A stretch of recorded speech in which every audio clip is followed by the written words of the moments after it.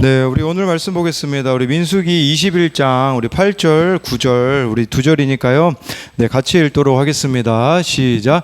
여호와께서 모세에게 이르시되 불뱀을 만들어 장대 위에 매달아 물린 자마다 그것을 보면 살리라. 모세가 놋뱀을 만들어 장대 위에 다니 놋뱀을 쳐다본즉 모두 살더라. 아멘. 우리 옆 사람하고 인사하겠습니다. 주님의 이름으로 사랑합니다. 네, 우리 현철이랑 경민이 좀 자리를 잘못 앉은 것 같은 느낌이. 네, 오랜만에 왔는데, 네, 뭐 성령 받거나 아니면 뭐 교회 떠나거나 둘 중에 하나일 것 같은데 오늘 네, 성령 받기를 네 소망합니다. 네, 오늘 말씀 제목은요 우리 지저스 인 더 홀이라고 해서요. 우리 아이들이 하는 게임에 그 폭탄 던질 때 파이어 인 더 홀이라는 그런 내용이 막 이렇게 나오거든요. 그게 구멍 속에 이제 뭐 불을 넣는다, 폭탄을 집어 던진다, 이제 그런 의미인데, 저는 이렇게 좀 지저스 인 더 홀로 잡은 이유는, 우리 인생에도 얼마나 많은 틈들이 있습니까? 구멍과 같은 틈들이 있는데, 그 빈틈들은 예수님으로만, 이렇게 회복되고 메꿔질 수 있다라는 것을 좀 나누고자 합니다.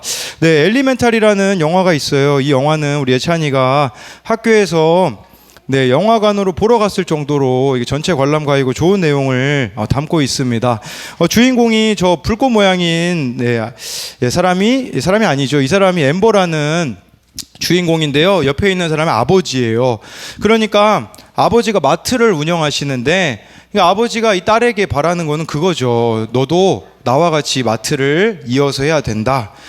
그러니까 아버지를 빨리 내가 이 마트에서 성공해서 아버지를 쉬게 해드리려고 합니다. 그런데 문제는 뭐냐면 엠버가 이 감정적인 아이다 보니까 불로 표현이 되어지는데 극불입니다. 분노를 참지 못하는 장면이 자주 나옵니다. 아버지는 그런 엠버를 보면서 실망을 해요. 이 마트를 운영해야 되는데 이렇게 다른 길을 가고 있기 때문인 거죠. 엠버는 그런 아버지를 보면서 스스로 부족하다고 생각을 해요. 아마 자신이 자격 미달이라고 생각을 했던 거예요. 그때 누구를 만나냐면 저 웨이드라는 굉장히 자유롭고 여유롭게 자란 웨이드라는 친구를 만납니다. 이 웨이드의 가족은요, 뭐 잘해서 뭔가 되는 게 중요한 게 아니라 너 뭐 하고 싶니가 중요한 집이라고 합니다. 그런데 꼭 그런 집은 좀 부잣집이죠. 이 웨이드가 또 부잣집이거든요. 그런 웨이드를 만나서 이제 사랑에 빠진 엠버는 자신의 마음 속에 있는 작은 불꽃을 발견합니다. 그 불꽃은 뭐냐면 자신이 가지고 있는 예술적 재능을 꿈꿔도 되지 않을까 생각하며 아버지가 원하는 그 마트를 운영하는 삶이 아니라 자기가 가지고 있는 그 재능을 가지고 사는 삶을 꿈꾸며 웨이드한테 이렇게 이야기합니다. 내가 그렇게 화가 났었던 것은 내가 진짜 잘하고 싶지 않았던 것, 원치 않았던 것을 잘하려고 애썼기 때문인 것 같아 라고 이야기를 합니다. 전 이걸 보면서요 좀 두 가지를 생각해 보게 되더라고요. 한 가지는 진짜 나는 누구냐라는 정체성이에요. 이 엠버의 아버지가 끊임없이 너는 이렇게 살아야 된단다, 저렇게 살아야 된단다 라고 말하고 있는 부분이 있잖아요. 우리가 바꿀 수 없을 것 같은 환경들, 상황들, 사람들이 있습니다. 그 가운데 나를 알지 못한다면 그 상황에, 그 환경에, 그 사람들에게 우리가 끌려갈 수밖에 없다라는 것을 알아야 합니다. 마치 엠버처럼 말이죠. 그런데 그런 우리가 자유하게 하시는 예수 그리스도를 만나면 그 자리에 끌려가는 게 아니라 그곳을 끌어가는 자가 될 수 있다라는 것이에요. 또 한 가지요, 숨겨진 생각은요, 제가 이 엘리멘탈이라는 영화를 봤을까요? 안 봤을까요? 안 봤습니다. 어느 분이 강의한 거를 듣고 그냥 그대로 지금 말하고 있는 거예요. 그래서 왜 사기치냐라고 싶긴 하겠지만 이야기하고 싶은 게 있었어요. 마치 제가 다 본 것처럼 이야기하잖아요. 저는 이게 좀 그리스도인들도 그렇다라는 생각이 들더라고요. 어떤 사람은 직접 하나님으로부터 음성을 듣는 사람이 있는가 하면 어떤 사람은 자꾸 다른 사람들을 통해서 이 음성을 들으려고 한다라는 것이죠. 예수님이요 요한복음 10장 27절에 이렇게 말씀하셨습니다. 우리 같이 읽어보겠습니다. 시작. 내 양은 내 음성을 들으며 나는 그들을 알며 그들은 나를 따르느니라. 여기에 뭐 목사라고 뭐 하나님의 음성을 더 잘 듣는다라는 게 나와 있습니까? 아니에요. 너희가 내 양이면 나의 음성을 듣는 것은 당연하다라는 거예요. 여기 있는 그 누구라도 다 하나님의 음성을 들을 수가 있다라는 것이에요. 진짜 문제가 큰 게 문제가 아니라 하나님의 음성 없이 살아가는 것 자체가 문제라는 것이에요. 그렇기 때문에 우리가 우리의 이 인생을 어떻게 예수님으로 메꿀 수 있을지 같이 나눠보도록 하겠습니다. 첫 번째로요, 우리 인생의 빈틈은 기도로 메꾸어집니다. 우리 민수기 21장 1절부터 3절에 대한 내용입니다. 같이 읽겠습니다. 시작. 네겝에 거주하는 길로 온다함을 듣고 이스라엘을 쳐서 그중 몇 사람을 사로잡은지라. 이스라엘이 여호와께 서원하여 이르되 주께서 만일 이 백성을 내 손에 넘기시면 내가 그들의 성읍을 다 멸하리이다. 여호와께서 이스라엘의 목소리를 들으시고 가나안 사람을 그들의 손에 넘기심에 그들과 그들의 성읍을 다 멸하니라. 그러므로 그곳 이름을 호르마라 하였더라. 네, 제가요 이렇게 우리 인생은 이 빈틈은 기도로 메꿔진다라는 것은 2절 3절 때문이에요. 문제가 발생했습니다. 그때 이스라엘 백성들이 하나님 앞에 기도했을 때 3절에 이스라엘의 목소리를 하나님이 들으셨다라고 말씀하고 있기 때문입니다. 지금 오늘 이 말씀의 배경은요, 출애굽 1세대들은 다 죽었어요. 2세대들이 이제 가나안 땅을 향해서 가고 있는데 1절에 보니까 장애물이 있습니다. 장애물은 뭐냐면 가나안 사람 아랏 왕이 이스라엘이 아다림 길로 온다 하는 소식을 듣고요, 몇몇 사람들을, 이스라엘 사람들을 인질로 잡은 거라고 할 수가 있습니다. 이 아다림 길로 온다라고 하는데 제가 이게 헬라어 성경으로 보니까 이렇게 나와 있더라고요. 정탐꾼들의 길, 이게 아다림 길이라는 뜻이더라고요. 이게 무슨 뜻일까요? 과거 1세대 어른들이 실패했던 그 사건이 똑같이 2세대들에게 일어났다라는 것이에요. 1세대들이 그 정탐꾼들의 길, 거기서 실패했잖아요. 동일하게 그 같은 문제를 직면하게 되었다라는 것을 말씀해 주고 있는 거예요. 뭘 말하는 걸까요? 실패한 자리에 서게 되었다라는 것이죠. 이때 우리가 주로 느끼는 게 뭐겠습니까? 무기력함, 좌절, 우울함이라고 할 수 있겠죠. 우리 가정에 일어난 일로 인하여서, 내 인생에 생긴 일로 인하여서 꼬리표처럼 그것이 우리를 따라다녀서 또 실패하게 될 거라는 불안감이 생길지도 모릅니다. 부모님이 이혼한 가정에서 자란 아이들은 언제든지 부모가 나를 버릴 수 있다라는 두려움에 사로잡힐 수 있고요. 또 이런 두려움에 사로잡힐 수 있어요. 그건 뭐냐면 내가 결혼해도 나도 그렇게 이혼할 수 있겠다라는 두려움에 사로잡힐 수 있다라는 거예요. 1세대들이 넘어졌던 그것이 2세대들에게도 동일하게 나타난다라는 것이죠.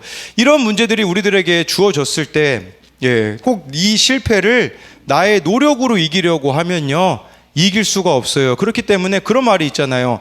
아버지가 알코올 중독자면요, 아들은요 일을 간다고 하잖아요. 나는 절대 어른이 돼서 알코올 중독자가 안 될 거야, 의지로 살거든요. 근데 나중에 보면 동일하게 알코올 중독자가 되는 경우가 있다고 하더라고요. 이러한 것은 나의 노력으로 끊을 수 있는 것이 아님을 말씀해주고 있는 것이에요. 오늘자 이 청소년용 큐티인에 이런 내용이 나오더라고요. 부모님이 쓴 묵상 간증인데요, 아이가 중학생 때 일어난 일이라고 해요. 주일에 모르는 번호로 전화가 왔는데 어느 한 여성분이 동네 슈퍼예요. 아이가 물건을 훔쳤는데 계속 반항하고 부인하고 있어서 전화드렸어요. 이 아이가 물건을 훔친 거죠. 저는 속으로 에이, 그럴 리가, 예배 잘 드리고 착한 아이인데 물건을 훔치다니 뭔가 착오일 거야 라고 생각을 했습니다.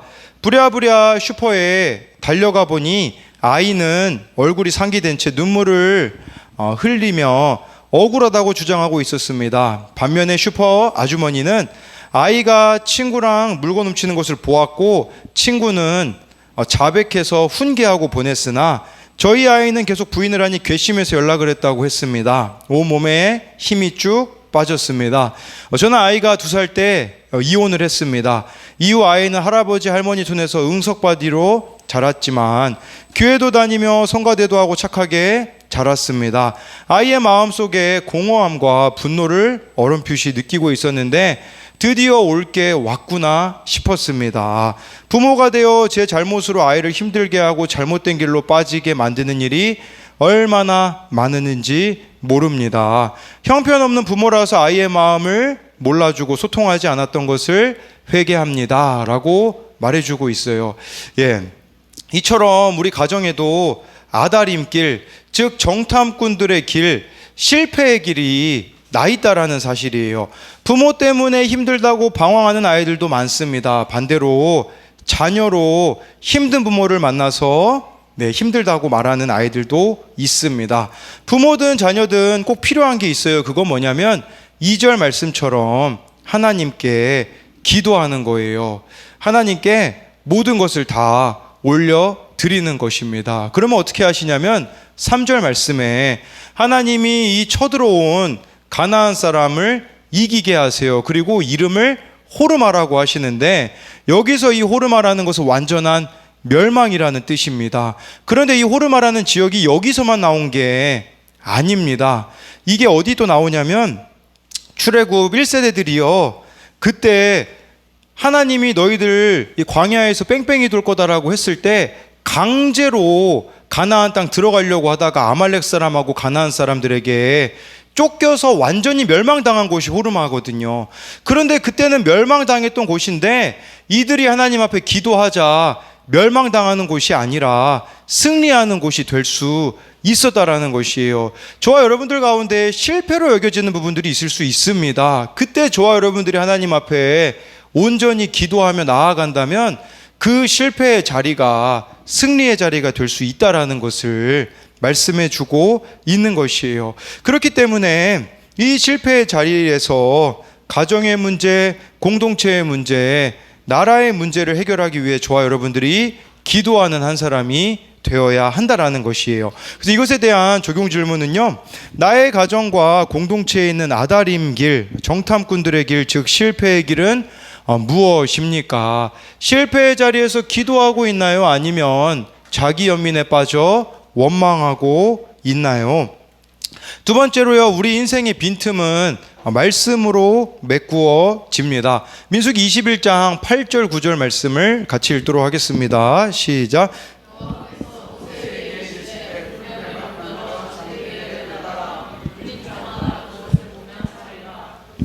놋뱀을 만들어 장대 위에 다니 뱀에게 물린 자가 놋뱀을 쳐다본즉 모두 살더라.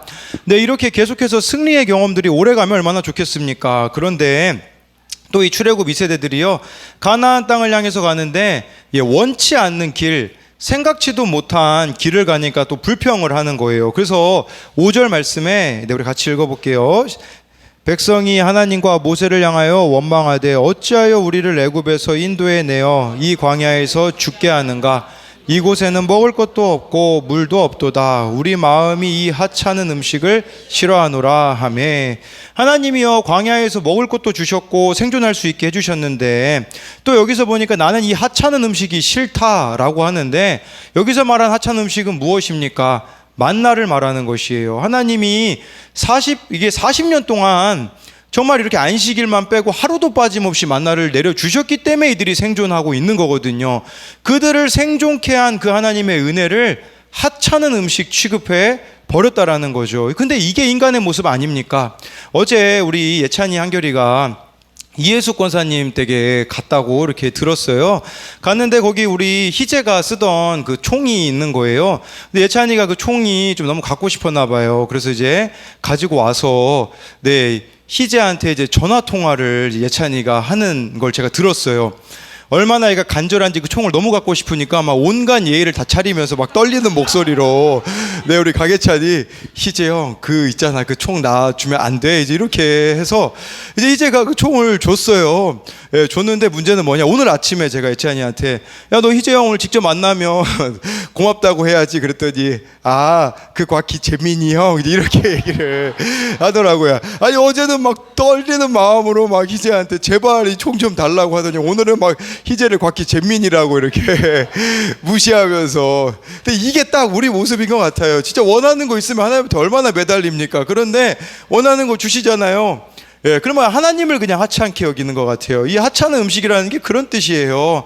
정말 우리에게 생명을 주셨는데 그 생명을 주신 은혜를 다 잊어버리고 하찮게 여기게 되어지는 이런 모습이 있는 거죠. 그러다 보니까 내가 원하는 상황이 안 펼쳐지면 이 하찮은 상황, 또 하찮은 환경, 또 싫어하는 사람이 있으면요, 뭐 배우자일 가능성이 제일 크죠. 그리고 이 하찮은 배우자, 이 하찮은 자녀라고 말하면서 싫어하노라라고 말하잖아요. 싫어하노라라는 단어를 히브리어로 보니까요, 역겹다, 혐오스럽다라는 뜻이에요. 그러니까 이렇게 누구를 혐오하는 그런 모습을 보이는데 왜 그렇겠습니까? 하나님의 은혜를 잃어버리면요, 그냥 모든 게 다 혐오스럽고 이렇게 역겨워질 수밖에 없다라는 것이에요.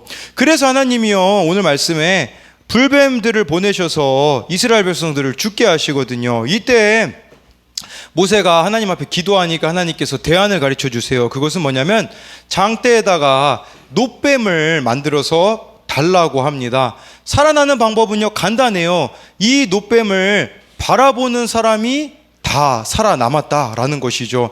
아니, 하나님의 응답이 그냥 모든 사람 다 살려주면 좋잖아요. 근데 그게 아니라 놋뱀을 바라보는 자만 살아남을 수 있다라고 하나님이 말씀하셨어요. 이거 바라보는 게 어려울까요? 어렵지 않을까요? 어렵지 않은 일이라고 할 수가 있겠죠. 이게 뭘 말해주는 거겠습니까?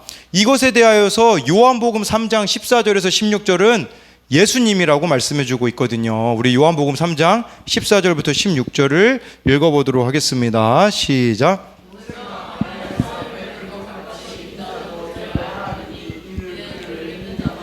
영생을 얻게 하려 하심이니라.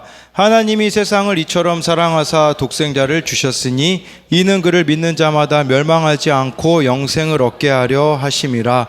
그 놋뱀을 바라보는 자가 산다고 하잖아요. 근데 그 놋뱀이 누구냐면 예수님을 예표한다고. 예수님이 나를 위해서 십자가에서 죽으신 그 사랑을 저와 여러분들이 믿는다면 16절에 나와 있잖아요. 하나님이 나를 얼마나 사랑하는지 알 수 있게 되어지고, 내 생각에는 멸망된 것 같고 끝인 것 같지만 하나님이 영생을 주시겠다라고 우리들에게 약속해 주고 있다라는 거예요. 그렇다면 믿음으로 저와 여러분들이 십자가에 달리신 예수님을 바라본다라는 것은 무슨 뜻일까요?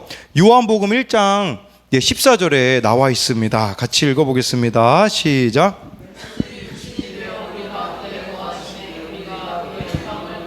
아버지의 독생자의 영광이요 은혜와 진리가 충만하더라. 예수님은 말씀이 육신이 되신 분이래요. 그러니까 저와 여러분들이 예수님을 믿는다라는 것은 말씀을 믿는다라는 것이고, 십자가에 달리신 예수님을 바라본다라는 것은 예수님이 나의 죄를 위하여 십자가에 달려 죽어 주셨기 때문에 말씀을 통해 내 죄를 보고 회개하며 나아가는 것이 예수님을 바라보는 것이에요.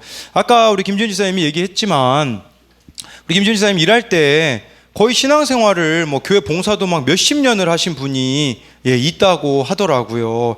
여러분, 봉사도 오래 하고 신앙생활도 오래 했는데 문제는 뭐냐면 근본적인 문제가 있을 때요, 하나님께 묻지 않아요. 사주를 본다고 하더라고요. 왜 그럴까요? 그걸 보면 봉사가 우리를 보장해 주는 게 아니라 직분이 우리를 보장해 주는 게 아니라는 거죠. 왜 그렇게 되어 버렸을까요? 아주 간단합니다. 말씀을 읽지 않아서 그래요. 그래서 어느 목사님은요, 말씀을 읽지 않으면 그리스도인이 아니라고 했습니다. 우리가 얼마나 내가 원하는 거 있을 때는 잘 따져가면서 삽니까? 그런데 하나님에 대하여서도요, 사실 우리나라 사람들처럼 이렇게 근거 없는 확신으로 잘 믿는 사람들이 이렇게 많은 줄, 성경을 읽어보지도 않고 하나님이 믿어지는 건 물론 은혜이긴 하죠. 그런데 그 상태가 지속되어진다면 그것은 문제가 될 수밖에 없다라는 것이에요. 내가 믿는 줄 알았는데 믿는 게 아닐 수 있다라는 거죠. 이게 얼마나 불쌍한 인생이에요. 나중에 하나님 앞에 섰는데 나는 진짜 하나님 믿어서 천국 갈 줄 알았는데 하나님이 나는 너를 도무지 알지 못한다 라고 말씀하신다면 어떻겠습니까? 오늘자 유아용 그 새싹 큐티인에 이런 내용이 나오더라고요. 7살짜리 어린아이가 쓴 큐티 내용이에요. 제목은 엄마 큐티한 거 잊었어입니다. 어느 날 동생과 장난감을 잡아당기며 싸우는데 엄마께서 집에 있는 장난감들 전부 아프리카 친구들에게 보내버릴 거야 라고 무섭게 화를 내셨어요. 저는 엉엉 울며 엄마께, 엄마 아침에 나랑 큐티한 거 잊었어요? 화 안 내기로 했잖아요 라고 대답했죠. 엄마는 저를 달래며 미안하다고 사과하셨어요. 이스라엘 사람들이 구리뱀을 바라볼 때 하나님이 약속하신 말씀이 떠올랐을 것 같아요. 앞으로 저도 동생과 다투거나 엄마께서 화내실 때 큐티 말씀을 떠올려 볼게요. 적용하기는 날마다 일찍 일어나 엄마랑 큐티할게요 라고 말해주고 있어요. 이게 노뱀, 이게 십자가에 달리신 예수님을 바라보는 거예요. 정말 내 본성대로 반응하고 싶을 그때의 말씀이 생각나가지고 다르게 반응하는 것이 나타나야 된다라는 거죠. 근데 이것에 대한 적용 질문은요, 내 삶에 하나님의 은혜가 사라져서 귀찮게 여기며 혐오하는 것은 무엇입니까? 매일 큐티 말씀 묵상으로 인도함을 받고 있나요? 이걸 한번 생각해 봤으면 좋겠어요. 이번 주에 저희 청소년들, 좀 청년들에게 있었던 거, 이 십자가에 달리신 예수님을 바라본다라는 그 의미를 우리 청년들, 청소년들을 통해서 좀 볼 수 있었어요. 우리 유아가 이제 금요일 날 찬양팀 연습을 하는데 많은 사람들 앞에서 이제 학교에서 싱어로 섬길 수 있어서 너무 기쁘다고 이렇게 이야기를 했어요. 그래서 유아한테 그것도 참 기쁜 일이지만 제가 유아한테 또 해줬던 이야기가 있어요. 유아야, 너의 귀한 점은 저희 그 금요기도회 찬양팀 서려면 일주일에 3번 큐티를 올려야 쓸 수 있거든요. 그런데 우리 유아가 그 금요기도회 찬양 자리에 서기 위해서 주 3회 이제 큐티하며 나아가는 것이 저에게는 더 큰 기쁨이라고 이야기를 해주었어요. 정말 말씀을 통해 나를 돌아보는 걸 말하는 거죠. 어제는 도연이가 선배가 이 도연이 보고 인사 안에서 싸가지 없다고 이야기를 했대요. 그 다른 사람에게 이야기를 해서 도연이가 어떤 적용을 했냐면 선배 볼 때마다 인사하기로 했다고 합니다. 어떻게 됐을까요? 인사를 했는데 안 받아주더래요. 그래서 어제 또다시 이제 계속해서 그 선배에게 인사를 하겠다고 이야기를 하는데 갑자기 차 운행을 하는데 도연이가 저희를 웃기려고 했나 봐요. 근데 뭐라고 이야기하냐면 차 안에서요, 이제 몇 명 안 남았는데 목사님 저 진짜 싸가지 없는 것 같아요, 이제 이렇게 이야기를 하더라고요. 근데 저희가 아무 반응 안 하자 막 당황해가지고 왜 아무 반응을 안 해주냐고. 그럼 제가 그렇게 얘기했죠. 그러면 맞아, 너 싸가지 없어 이렇게 얘기하냐 이제 그랬거든요, 도연이한테. 근데 이렇게 도연이가 그 선배의 말이 처음에 너무 억울했으나 진짜 이 십자가에서 자기 모습을 보니까 맞네, 내가 진짜 싸가지 없는 게 맞네, 이런 고백을 한다라는 거, 이게 바로 십자가에 달리신 예수님을 보는 게 아니냐라는 거예요. 우리 이 자리에도 앉아있지만 우리 이제 주은이랑 좀 통화를 했는데 주은이의 또 그 귀한 점은 이제 수능이 얼마 안 남았잖아요. 근데 주은이가 통화 끝에 좀 그런 얘기를 하더라고요. 이제 주은이가 수능도 잘 준비하고 있지만 큐티하고 기도하면서 이렇게 나아간다라고 고백할 때 참 마음이 기쁘더라고요. 내년 1월에는 우리 김진규가 지금 일본 여행이 예약돼 있어요. 여러분 좀 용돈 좀 주세요, 우리 진규한테. 20살 돼서 교회 안 떠나게 하려면 용돈이 최고입니다, 여러분. 용돈 좀 챙겨주시면. 근데 진규의 또 귀한 점은 뭐냐면 아빠의 협박을 잘 듣는다는 점이에요. 뭐냐면 여행을 보내주세요. 안수이사님하고 이제 구역 예배 때 저희가 이제 작당 모의를 했어요. 무슨 작당 모의냐면 진규가 일본 간다는 얘기를 듣고 안수이사님, 우리 진규 그냥 보내지 말아주세요. 우리 1월 달에 우리들 교회 청년 그 큐티 페스티벌 있는데 거기 간다고 확증하면 그때 보내주세요라고 하자. 우리 안수이사님이 진규에게 얘기를 했고 진규가 가기로 했습니다. 그래서 여러분들이 용돈도 좀 주시고 좀 큐티 페스티벌 가서 좀 정신 차릴 수 있도록 여러분들이 이렇게 이런 게 또 십자가를 바라보는 게 아니겠습니까? 제가 오늘 아침에 그 이은미 선교사님이 마가다락방에서 하신 설교를 듣는데 좀 되게 은혜가 되었던 부분들이 있어요. 그건 뭐냐면 사도 바울이 자기를 예수님의 종이라고 하거든요. 그 종이라는 단어가요, 헬라어로 둘로스라는 단어예요. 근데 이 종이라는 단어가요, 얼마나 가치가 없는 거냐면요, 그렇게 이문미 선교사님이 설명해 주시더라고요. 어느 날 로마에서 어느 집에 손님이 방문했다고 해요. 손님이 방문했는데 그 집에서 뱀을 키웠나 봐요. 아니 어떻게 당신이 가지고 있는 그 뱀이 그렇게 살이 찌고 이렇게 통통합니까? 라고 하자 집 주인이요, 자기 집에 있는 종을 바로 그냥 칼로 잘라가지고 뱀한테 줬다고 해요. 이런 존재가 둘러쓰였다고 하더라고요. 종 중에서도 가장 낮은 종이었거든요. 사도 바울이요, 나는 예수님의 종이라고 말할 때는요, 나는 그 어떤 사람이 나를 하찮게 여긴다고 할지라도 잘 감당하며 이 길을 걸어가겠다라는 그런 고백이 거기에 담겨 있다고 하더라고요.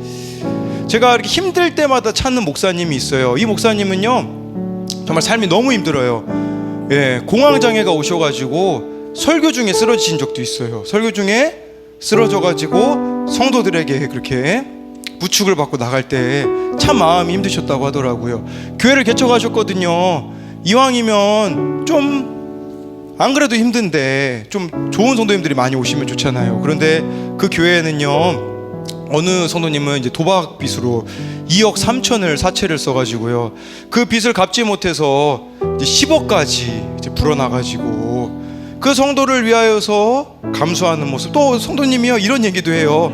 목사님, 제 남편이 바람 피는 것 같아요. 미행해 주세요. 그러면 이 목사님이 또 예, 또 그 가서 이제 몰래 이렇게 미행을 하시기도 하고, 예, 또 그런 얘기도 해주더라고요. 제가 뭐 좀 상담할 게 있어서 이야기하니까, 이 목사님의 친형은 사채업자여서 지금 대전 이 교도소에 수감되어 있다고 하더라고요. 끔찍하지 않아요? 제가 봤을 때 뭐 거의 웬만한 고난들은 다 당해본 것 같거든요. 근데요, 진짜 힘들 때 제가 생각나는 한 사람을 뽑으라고 하면요, 그분밖에 생각이 안 나요. 진짜 그분에게 전화해보잖아요. 제가 고민하고 있는 거는 큰 문제가 아니라는 걸 보게 되어지더라고요. 그 고난들을 견뎌내는 거 둘로스 아니겠습니까?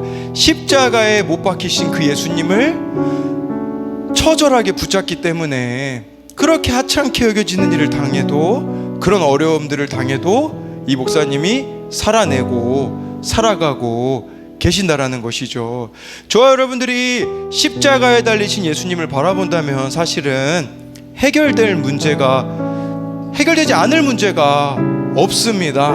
그러나 해결되어지지 못하는 이유가 무엇입니까? 내가 그 십자가에 못 박히기가 싫기 때문에 그런 모습을 보이는 것이 아니겠습니까? 그렇기에 정말 사도 바울의 그 고백처럼 아무도 나를 알아주지 않는다고 해도, 그 하찮은 종으로 나를 취급한다고 할지라도 예수 그리스도가 나의 생명이 되어서 정말 우리들에게 주어진 이 삶을 잘 살아가는, 그리고 예수님을 바라보기만 하면 살아날 수 있다고, 예수님을 믿기만 하면 저와 여러분들이 회복될 수 있다라는 그 사실을 잊지 않고 살아가는 저희 한 분 한 분이 되기를 소망합니다.